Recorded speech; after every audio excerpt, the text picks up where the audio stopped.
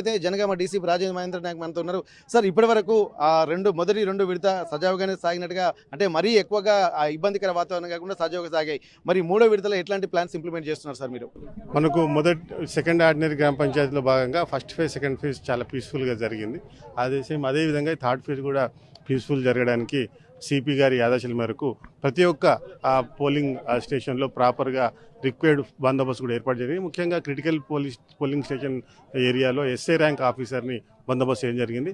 మనకు ప్రతి ఒక్క మండలానికి ఒక ఏసీపీ స్థాయి అధికారి, అదేవిధంగా నలుగురు సిఐ స్థాయి అధికారులను, ఆ తర్వాత రూట్ ఆఫీసర్గా ఎస్ఐలను కూడా సిపి గారు ఇవ్వడం జరిగింది. అదేవిధంగా ఈ 3 మండలాలు కలిపి ఒక అడిషనల్ డీసీపీని కూడా ఇవ్వడం జరిగింది. ప్రస్తుతానికైతే ఎక్కడ కూడా అటువంటి ఇష్యూస్ జరగలేదు. ప్రజలందరూ కూడా స్వచ్ఛందంగా ఓటు వేయడానికి వస్తున్నారు. అన్ని క్యూ లైన్లన్నీ కూడా నిండి ఉన్నాయి.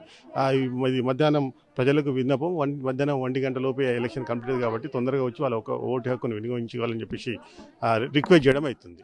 సార్ ఇప్పటివరకు